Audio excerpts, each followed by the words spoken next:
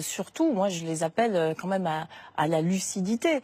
Le parti s'appelle les Républicains. Enfin, en République, il y a un certain nombre de valeurs. Vous trouvez qu'il n'a pas un comportement républicain? Ah, mais écoutez, je crois que être républicain quand on est un élu, c'est d'abord préserver son indépendance d'élu. Et ça veut dire un certain nombre de règles d'éthique.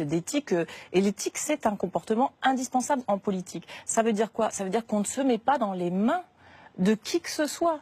Quand vous vous faites offrir pour plusieurs dizaines de milliers d'euros des cadeaux divers et variés, mais vous êtes évidemment dans une relation de dépendance avec celui qui vous fait ces cadeaux. C'est d'ailleurs la raison pour laquelle il y a des règles à l'Assemblée nationale.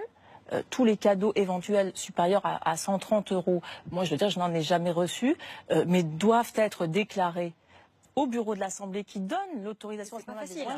Je trouve qu'il fait une campagne très digne et avec beaucoup un sens de l'honneur qui est certain, parce qu'il défend des idées, des convictions, et c'est ce dont on manque là en ce moment dans cette campagne qui sent vraiment très mauvais, hein, avec toutes ces affaires. C'est largement de la faute de François Fillon.